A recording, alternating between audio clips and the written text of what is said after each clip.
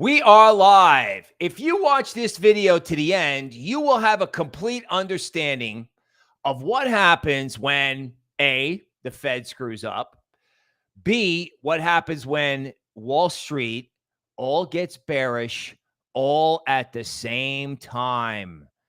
One of the sickest feelings as an analyst is sitting around and realizing that everyone has the same view as you. As Scooby-Doo would say, ruh-roh.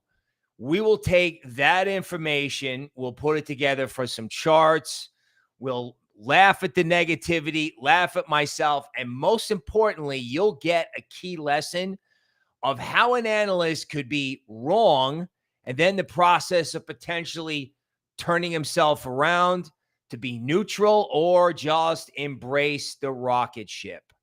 Certainly, you have to start looking at ETH and XRP. Bitcoin dominance appears to have topped. Bitcoin at 117 is an important level. We will go through all the important news and all the important charts, and most especially have a good laugh at the shorts. You can't believe how many bearish articles there were. Also, you got to stay tuned for the XRP, the Ethereum, and the MicroStrategy chart. Oh my God. Those hedge funds are so caught. And you know what? I got to tell you something. Jerome Powell first looked like, he looked kind of crazy, but not terrible. Oh my God. The optics for him now after this Bank of England move, which we'll talk about. I mean, the orange man has got the high ground on him. It is over for Powell. Now, in terms of how crypto is going to handle that, I think the news or the idea of Powell going is more bullish than if he actually left and the new guy cut rates. For example, there's this whole buy the news thing. What's going on in crypto right now is buy the news, buy the news, buy the news, buy the news, right? What is the news? The news is Powell is done, or Powell has to cut rates, or Powell is done and then the next guy cuts rates, right? And as that continues, right, that is just fuel for a market that was colossally the wrong way. I mean, colossally. And this move by the Bank of England is fascinating. So if you don't know, the Bank of England cut rates 25 basis points, even though inflation and food prices over there in England, they're kind of going higher. But they were just like, you know what? We're cutting rates anyway. It kind of makes sense in a way. It's like if people are paying higher and higher and higher prices for stuff, maybe you just got to give them a break, because higher interest rates are not stopping inflation. What stops inflation? Well, a reduction in government spending. Is that going to happen? Whatever. All right. And again, this is bullish fuel for crypto, right? It's like Powell's out, rates are going down overseas, rates are coming down over here. Everybody got bearish equities. And then there's that classic Wall Street axiom, the one that sends your stomach churning that you may have forgotten about, or actually there's no you, is I have forgotten about, which is don't short the quiet market, right? Everyone leaves in August. Europe doesn't work in August. The U.S. is trying to pack their bags and head for the beach. Nobody works in August. So if everyone gets the same way, guess what? Everybody is covered at the same time, because they're like, oh my God, I'm done. I got to get flat. This short idea didn't work. Oh, let's cover. You can see that on the MicroStrategy charts when we go over it. And as far as equities go, stocks are a bubble. Okay. There's no question about that. But the orange man just put on a whole bunch of tariffs, and 82% of the companies in the S&P beat earnings anyway. So what was said to be the end of the world wasn't. Adding fuel to this whole idea that, oh, I'm bearish, I'm bearish, I'm bearish, I'm bearish. And it didn't happen, because it was the quiet market. Now, could you have a problem in September, October? Yeah, sure. But who cares about that when ETH is revving up the engine like an 18-wheeler about to head for 4,000, with people making a correct analogy that, if ETH goes to 4,000, you theoretically could have some kind of crazy banana pants short squeeze over there because everybody just left. I mean, I got headlines that, you really have to see them so we can have a good laugh. Such and such sells the Bitcoin ETF. Flows out of Ether increase. Whales selling ETH. Derivatives market betting on 100K Bitcoin. Everybody getting short and hedge. Remember what I told you about hedging? Hedging, a hedge is something that a little doggy pees on. Everybody got hedged. And then one of the things that they're getting stopped out on right now is hedges. Now, would they need those hedges later? Maybe, probably. But who cares about that today? That's just it, right? You short the quiet market, you get squeezed, whether it's a one-day squeeze or a one-week squeeze. Again, the sickest feeling is knowing that you got an idea and everyone's got the same idea at the same time.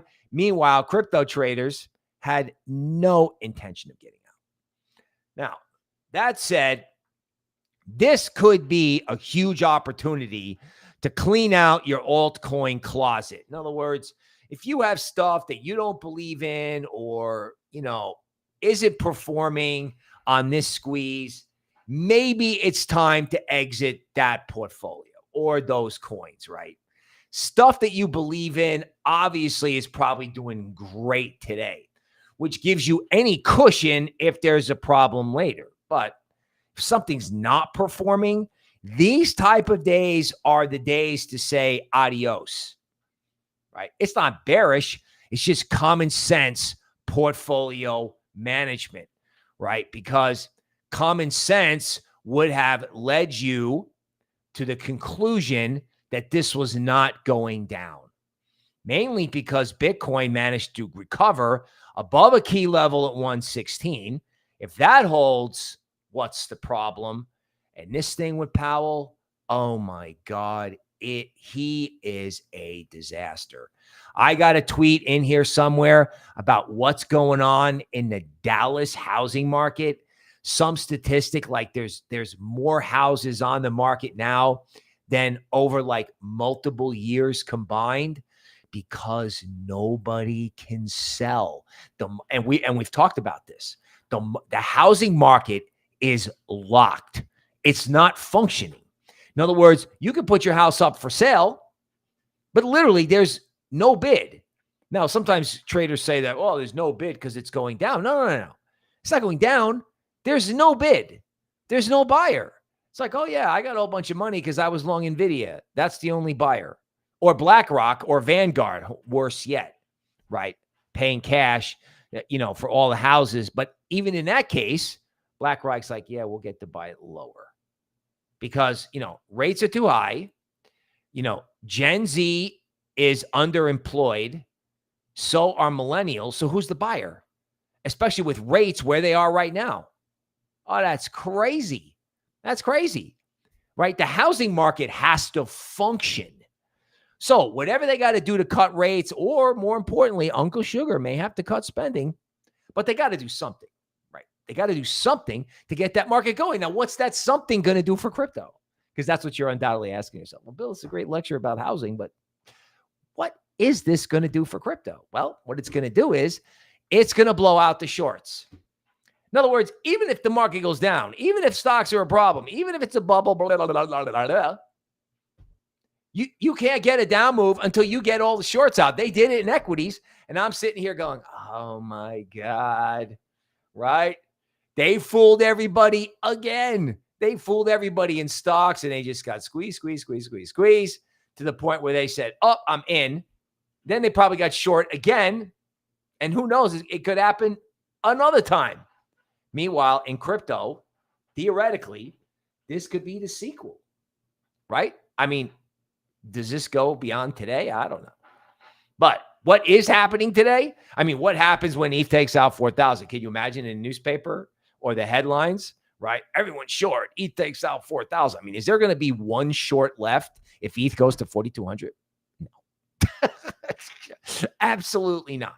Because if there's upside in the market, if you look at Bitcoin dominance, if there's, and you know, if there is, guess what? It's got to all be in alts. Right? Like the premium zone in Bitcoin's like 117, 118. Okay. Where's the upside? Where's the upside in SUI? Where's the upside in Cardano? Right? I mean, Cardano is ripping. I mean, there's XRP news today about XRP adoption. Oh my God. Katie barred the door. You know, everybody got negative XRP. And this was like weeks ago. XRP insiders sell at 315. You know, hedge funds dump futures contract, hedge funds short. Big mistake, right? So if you got XRP catalysts, you know, Orange Man wants crypto in 401ks. So he's essentially making the private sector the strategic Bitcoin reserve. Surprise. You know what I'm saying? Like, he may have more stuff going on. Right. And he's going to have a victory lap on the tariffs. Right. These guys calling for Intel to be fired. The CEO of Intel to be fired. Notice this guy is having huge influence on the economy after everybody made fun of him. So again, what does that have to do with crypto? Well, how long is it going to be before they come in and say, we're doing a sovereign wealth fund? I mean, they have been getting regular crypto catalysts out there, right? Like first they did, you know, the CBDC, the stable coin, right, legislation. Then the Orange Man is talking up crypto about where it can go on the market cap front. Eric Trump starts tweeting. Then they have it in the 401k. Seeing a pattern here? Like, if there's a reason for all this, this is the buy the fact element, right? Because Powell is just done, right? Perceived inflation rate could be much lower than we think. And we know that all of these statistics on jobs and employment are FAKE. And somehow, some way, guys like me knew that and didn't add that up to a monster crypto rally. Because, like I said, if there is no or has been no job growth in this country, rates have to fall. Or you have government ineptitude that is so epic that there's no choice but to buy crypto. There's absolutely no choice. And then if you add to that, you know, technical analysis where, you know, Bitcoin is kind of climbing back into an area. We're not sure it's fully climbed back in yet. Not sure totally. But Bitcoin is climbing back into an area where, you know, short-term players were buyers. You know, they really mixed it up in this level between 116 and 123. Well, all those people who are hosed just got unhosed. Now, I mean, we'll see if it stays above 117. We'll see if ETH takes out 4,000, right? But who's going to fade it? You're going to fade it? You're going to get in front of this thing and be like, oh, yeah, I don't like it. No. Even if you don't like it, you're not going to get in front of this thing from an analytical point of view. And people who are long are like, oh, well, this is trading well. Everyone's short and bearish. I'm sitting here long and strong. Big Rich and T-Bone, they're headed for the pool. Like, I'm going to the pool, boys. You know, if it goes down, let me know, but don't short the quiet market because I'll be at the pool. I have to remember, I have to add that to the end of it. Don't get short the quiet market because Big Rich is at the pool. And like I said, laughing at yourself, getting to neutral, and possibly turning yourself around is an important lesson, is a reason to watch the show, because you know what? That can happen to anybody, right? Especially when you realize in that sick feeling that you've got company. Now, there's also something that could be bullish crypto quietly. So Grok was released. Musk was claiming that that was artificial general intelligence. I don't know if that's true or not. Artificial general intelligence is essentially something that's as smart as any PhD in any subject. Okay, just Grok lacked the common sense. ChatGPT 5 is now out. We don't know what that is. They're not touting it as artificial general intelligence, but their models have been learning more than everyone else's models. And again, you're asking me, Bill, what does that have to do with crypto? Well, crypto and AI, per this one guy that I listened to, Jordy, crypto and AI together are disruptive of the entire capitalist system. Why did Bitcoin not go down? Ready for a laugh? Because AI can't go down because they're building data centers and they need energy, and it just gets bigger and bigger and bigger, faster and faster and faster. And crypto, it goes along with that trade, right? Like AI eliminates the need for a lot of things, and crypto eliminates the need for fiat. So as ChatGPT 5 expands, ironically, that was a bullish case for crypto. And that is what a lot of people missed. Again, even if you knew you were wrong, that you shorted the quiet market, there was that hidden AI catalyst in there. So everybody was looking at equities, which still are completely ridiculous and still the biggest risk to crypto. I don't care what anybody says, right? That scene over there is absurd, because how's it going to go higher, right? It's a bubble. 82% of the companies in S&P beat their earnings despite the tariffs. Okay, that's nice. What good news have you got to propel it any higher? But who cares, right? This is crypto. We got decoupling. I didn't even listen to my own co-host. It's like decoupling, DeFi, what they do doesn't matter. And I just walked. It's like I'm walking along. And then I fall in the pit. And then I was like, hey, who's in the pit? Oh, all the bearish legacy guys. I'm like, oh my God. And then sure enough, you wake up and it's just like, see it. I mean, seriously, look at this, right? It's like absolutely nothing. There was nothing but FUD earlier today. Like, why is the market up? Okay, here we go. Ready? This is kind of funny. Bitcoin ETFs bleed millions for the fourth straight day as stagflation fears weigh on U.S. markets. What's stagflation? There is no stagflation as of now. Bitcoin traders, look at this. Bet sub 100. Hey, how are those bets going? You know what this is? This is hedges. Hedging. Hedges are something that little doggies pee on. Everybody hedge. Everyone's short. Boom. Leveraged bearish strategy. So not only am I bearish, but I'm leveraged bearish. Signals Dour on signals. Signal Dour's on outlook for MicroStrategy. Okay, bro. Here we go. I didn't have to unshare. Here we go. Okay. Yeah, it's a sour outlook, right? Okay. Now, I don't know. It's just going to last forever. I don't know, but when you have a 9 bottom and you restart the trend and then you unrestart the trend with everyone negative, that gives you today, right? What it gives you tomorrow, I don't know. But get bearish this market, get your face ripped off, right? You know, if you got to get bearish this market, and that's a big if. If you get bearish this market, it's when equities are really going over.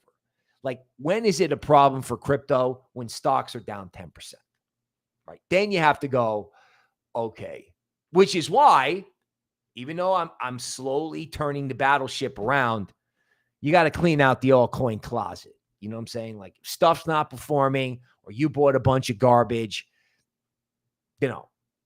clean that out when it's going up. Don't clean it out when it's going down. Clean it out when it's going up, right? Even if you got to put it in ETH or Bitcoin, because I can tell you right now, 116 is the key level in Bitcoin. I said this. If it's above 116, the longer it's above 116, the more fine it is. It's not below 116, okay. But that's later. But it does create a case to clean out the closet, to just get rid of stuff that's just not working right. All right. Big Rich with the super chat for Aero and Super. So Aero is ETH DeFi. Good luck getting in front of that. You know, Aero is levered ETH. That's kind of how I look at it, right?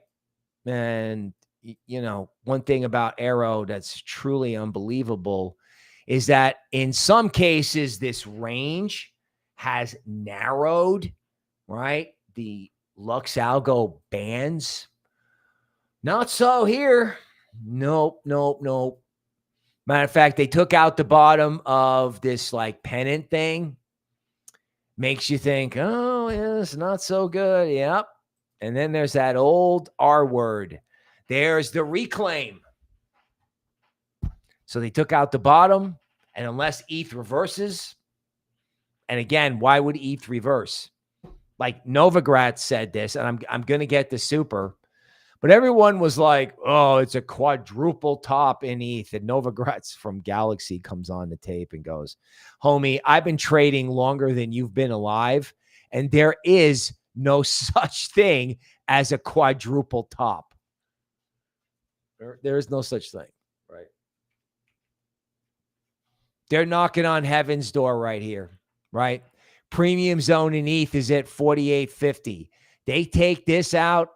I mean, that's an if. I mean, that is an if. You know, but if they take this out, if they take out 4,000, you got blue sky on the weekly chart anyway, right? That's why fading this thing. I mean, yeah, if there's a catalyst to fade it and Bitcoin falls below 116, you reevaluate. But I think the risk here, obviously, is just gets totally stupid because all these leverage bets don't get unwound in one day. Of course, unless it goes up 15% in one day, right? You can't get everything unwound today. I mean, XRP up 8%, right? Everybody sold out of that thing. Goodness gracious. And you know what? As twisted around as I could be, I'm pretty sure I was like, XRP at like 280 or 290 is ridiculously cheap, right? I mean, who's giving up on XRP when that business development unit at Ripple is just working overtime to get the catalyst going, to get that made in America crypto action going? Because I got news for you. This whole made in America thing, I mean, you got literally, Besant announced it today. You have trillions coming back to the United States. Trillions. Okay, super. The X on LuxAlgo means bearish momentum wanes. And you know what? This is pretty simple, right? If this keeps going and you're long and you're strong, which I know Big Rich is, it's got 30%, right? It's got 30%. That, like, are you going to get in the way? Like, are you really going to come? Like, even if you wanted to, are you going to come out and be negative on this thing? Like with LuxAlgo coming in and buying it. I mean, okay, even if there's a sideways thing, if equities don't go down, I mean, equities didn't go down in August of all the big crash years. Even if something's going to happen, everything was fine in August. Nothing happened until after Labor Day. I mean, what do you got? 23 days until the end of the month? Oh, my God. 23 days in crypto is an eternity, especially if everyone's negative. Because you know what? I'm just saying. It's easy to be kind of constructive on an up day, but you got to face reality, right? If this thing is loose, you know, XRP premium zone is 360. And the thing that, you know, has got me talking to myself is XRP had, this is a daily chart, right? I had been looking at 89-minute charts. So it's like every time I start looking at 89-minute charts, whatever I say, just do the opposite. XRP had actually started a trend the other way. And this 4 means that you're going to have an emotional 5-wave higher. So this, let me just be as objective as I can. This could get emotional. I mean, it kind of already is. It feels like it. Right. This could get emotional because FOMO is here. FOMO is here. Like I can feel it. Like I just looked at the screen and I was like, oh my God. They just trapped everybody. Stellar is the same thing, like 60 cents. That's the blow off top level, which you never had. This was the top. This was the correction.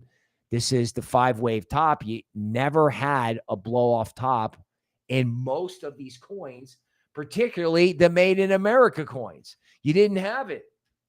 You didn't have it. And Toby from the YouTube member area, by the way, that shows tomorrow at 8 a.m. Eastern.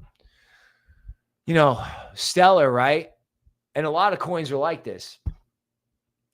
They sold this stuff right into support. Right into support, right? Because Toby had 116 as a level. And I was like, all right, well, it's at 112, but 116 is important for a reclaim. Sure enough, the second it reclaimed 116, it went straight up. Straight up. And in Patreon, the most of all the scenarios that we had, the most bullish one was that it held 113, didn't go down, and went higher. Sure enough. Sure enough. Vote for the best micro channel. I think the award show is tonight. You know, if you follow that QR code, it'll take you to a Google Doc. Scroll all the way down in micro influencer. You'll find Crypto Noble. And then, you know, you have to vote. You have to vote for big influencer of the year. I voted for Wendy O. So Crypto Noble and Wendy O, if you vote with that QR code, it's also all over my Twitter. That would be helpful. But again, they sold a lot of this stuff right into support. And if you look, say, at all the altcoin lists that we liked, I mean, Pendle DeFi up 20%. I mean, I don't know that you want to see stuff up that much, but Chainlink up 9%. Is that 9%? Yeah, 9%. Like Fade DeFi, get hurt. Grok image from Coinbase reposted by Elon. Like if there's a reason, by the way, the Eagle King is dropping the links to vote in the chat.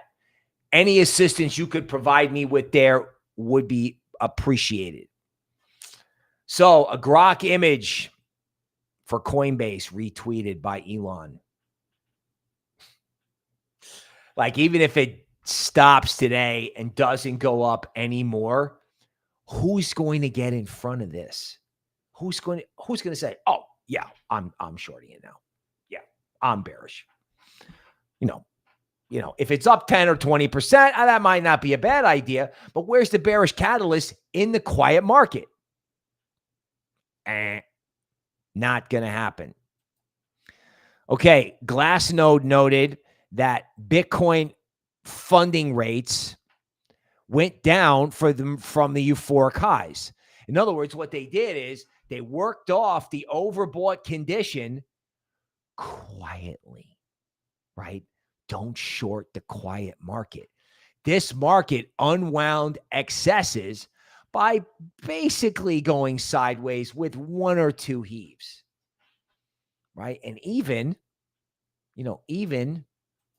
right, normies, even though Bitcoin was struggling to reclaim the cost basis of short-term buyers. So I didn't know this at the time, but basically the general public and normies or anybody who came in late is long at 116. conveniently, that's the level. That was the level from Toby to charts to every 6 ways to Sunday. Well, guess what? If normies aren't taking any heat, what's the problem? Now, if normies are taking heat and the stock market's falling apart, but that's not today's trade. It may not even be the August trade, because if ETH spikes to 4,000, altcoins are going to absolutely smoke. And you don't have to worry about it, really, until it gets absurd. And there's also a Wall Street saying, like, here it is, bubble warning, flashing for tech risk. Oh, my God. Yeah, okay. 82% beat quarterly earnings despite the end of the world warning. There's a saying, the expensive get more expensive and the cheap get cheaper. You know what I'm saying? Like, it's a bubble. It was a bubble in 2000. It's a bubble now. But if the bubble doesn't pop, good luck being short. And again, here's the end of Jerome Powell. Dallas housing supply is through the roof. Active listings measured 32,000 in July. The average, right, for July going back to 2017 is only 20,000.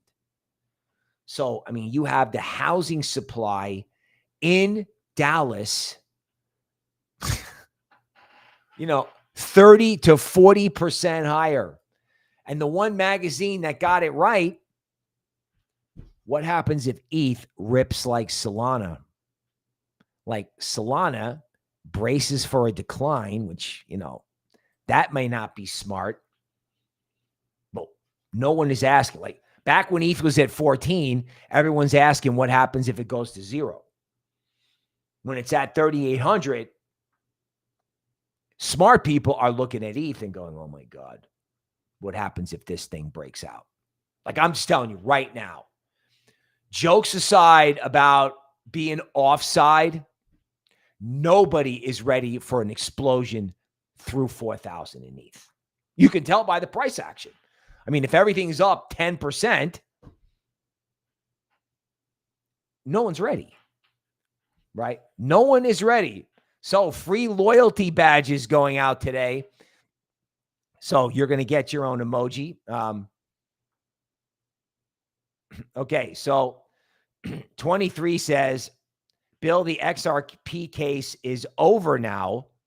Where do you see it at the top? Okay, so that's a good question. And I think you have to remember, well, first of all, we cover this in the YouTube member area about upside targets. But I can show you this, and I can remind you of something that I was saying about XRP, which luckily didn't lead me to get bearish XRP. The XRP network is seeing increased attention and activity, with many users expecting bullish sentiment. Okay, the XRP network has been gaining traction. XRP listed on new exchanges. Okay.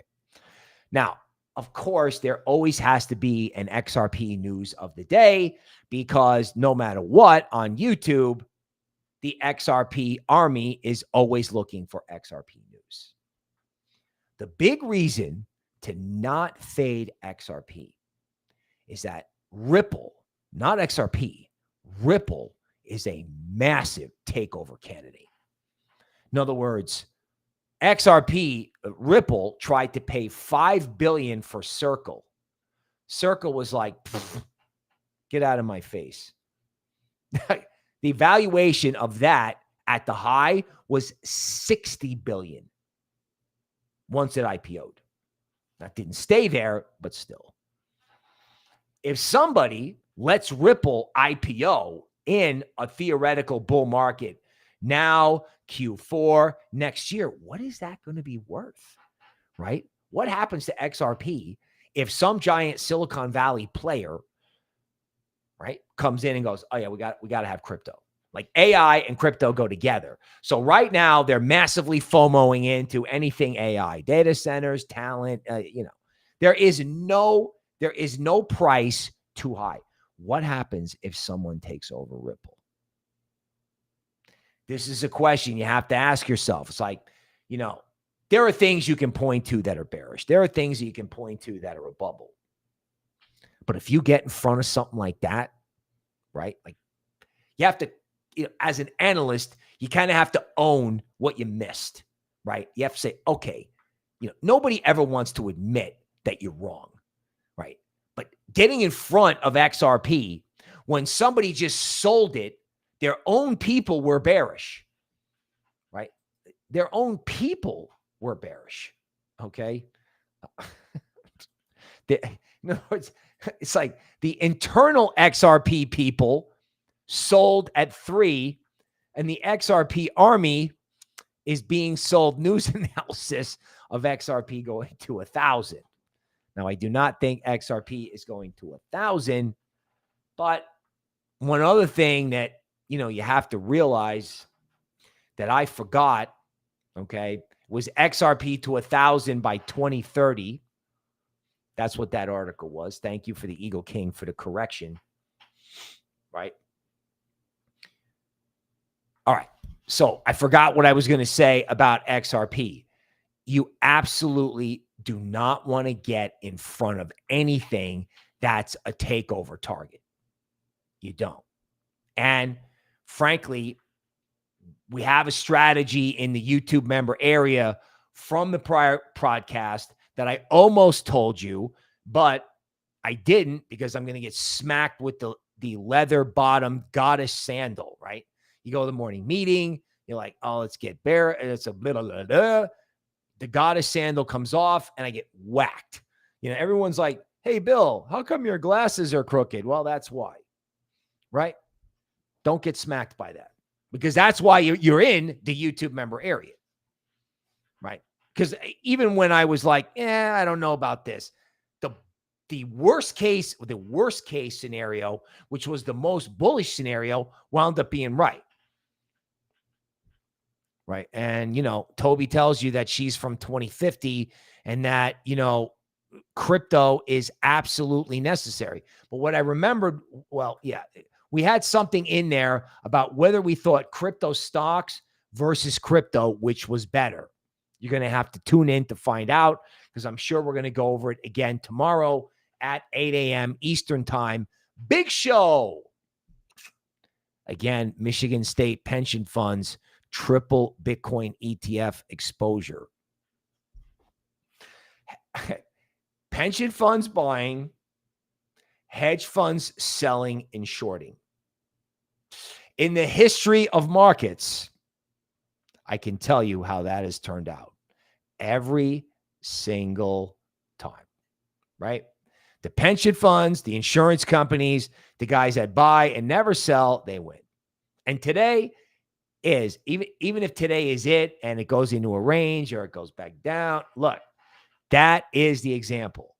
Get short with natural buyers. That's what these guys are called in equities. Natural buyers. Okay? Never works. Never works. Big Rich says, smacked by the goddess sandal doesn't sound bad. Dude, in one way, I feel you. In another way, it hurts. And there's a don't make me tell you again aspect to it. I keep saying you got to watch the show. You got to watch the show. You got to read the book. You better hurry up and read the book. The links are down below, right? There's a website and a sequel's already out. The sequel's out. The science fiction crypto AI writer is like, your assignment for this week is I want chapter 4 finished by Friday with the book report test on the following Monday. Dude, this is happening. This is happening. Hackers versus hedge funds. And this one starts off, the next book starts off with a very quiet reminder of what happened to that hedge fund on the way out, as the good guys got it in the first book. It was like, this is happening, right? It's happening. And I swear to God, you know, a year or two from now, you're going to be like, wow, yeah, man, I bought a copy of that book with the nice glossy cover, right?